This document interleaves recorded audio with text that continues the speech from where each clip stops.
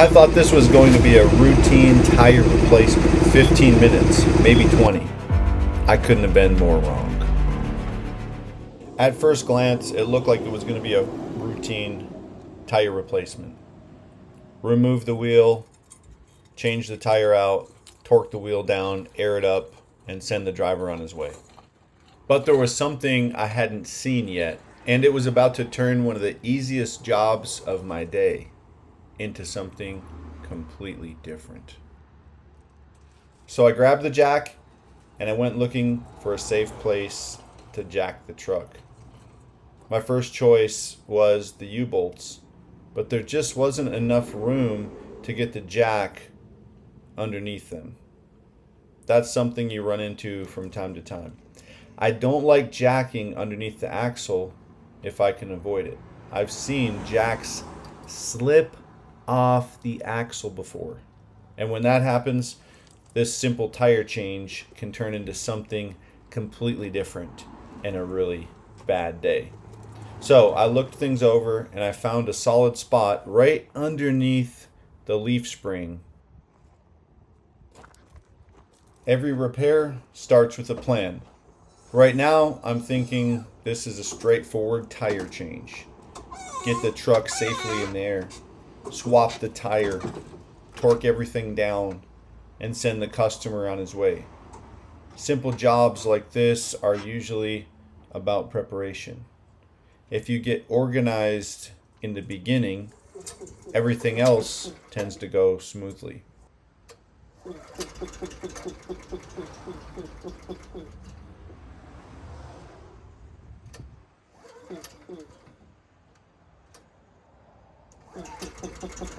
One thing people don't always realize is that a mobile service truck is basically a rolling shop. Before I can even touch the tire, I need air for my impact, the right sockets, the hose, and everything laid out where I can work efficiently. Spending an extra minute getting organized usually saves me at least 5 minutes later on. I don't like rushing around heavy trucks either. Sometimes the size just doesn't forgive mistakes. Whether it's the jack or the air hose or the tools, I try to think a couple steps ahead instead of just reacting as I go. And this is one thing that really makes me different from most other mechanics. And if you're younger, I'd really recommend listening up right here, because an ounce of prevention is a pound of cure. Don't go into a job just brainlessly taking off bolts. It doesn't matter if it's a routine tire job. Hold on, wait for me to be able to catch an angle of that. Alright, ready?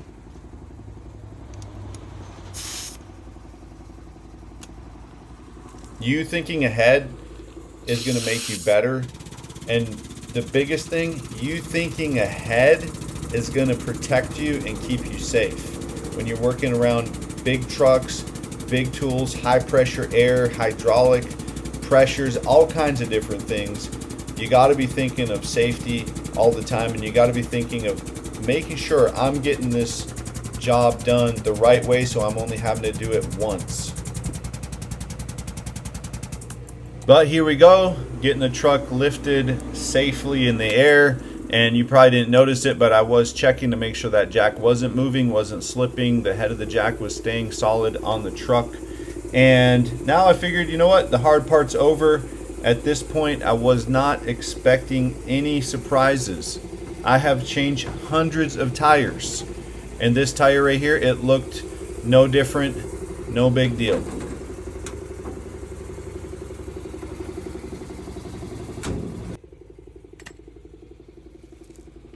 For some of you watching this, you've never put a 1/2-inch airline on a big 1-inch drive tire impact before, but that takes me pushing my body weight down on that thing to get it to couple together with the end of the air tool. And you just got to put a lot of weight on it and it'll go right on. But if you don't, you'll sit there and fight that thing and it'll sit there and cause you a lot of grief. But right here, I always like to think about the NASCAR races. You know, they're getting those lug nuts off super fast. And how fast can I get these lug nuts off of here? And it seems like every time I do it, by the time I get to the end of the last lug nut, my back has about had it. And I'm glad that I'm done with that particular repair part. And again, I love to think work smarter, not harder. Like, protect your body for the longevity of your career as a diesel mechanic. Don't be just ripping that tire off there thinking, oh, I'm so strong. Grab a pry bar. Get that thing off as easy as possible. You've got a lot of years ahead of you. You got to protect yourself. And here we are, right down to the blown tire. This is what we've been after the whole time. And we're about to see some stuff that really was not expected on this thing. And at this point, I've got other work stacking up, and I really need to get this job out of the way. I need to get this truck moved out of the parking lot so I can have another truck get in here. But what happens next is a little frustrating, and it really slowed me down on this job. And this is connected to the overall problem that we're getting after here. See, whenever you get into a job, you should always expect the unexpected. Never expect it to go exactly the way you planned it. And always, always, always find the root cause of the problem. So right now, I am looking at this tire, this rim. I'm trying to figure out, okay, what made this thing go bad? There is a reason for this. I don't want this thing to leave my shop after I have worked on it and my name is on it, and then the tire goes bad again. This is probably the number one thing that's going to separate a professional mechanic from an amateur. See, an amateur is just going to throw a new tire on there, not look at anything, and he's going to roll down the road and it's going to blow out again. But right here, I have to talk to the driver, and the driver is telling me some very good information. This tire has blown several times on him in the past couple days. And if I wouldn't have asked this, then this tire I'm about to put on was going to blow out also.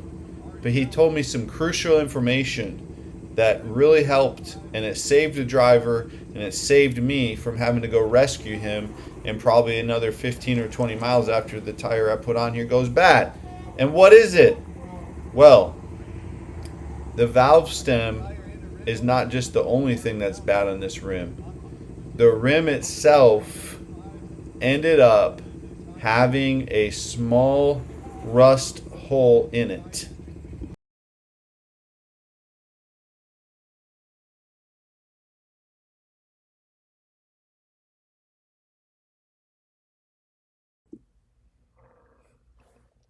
I thought this was going to be a routine tire replacement. 15 minutes, maybe 20.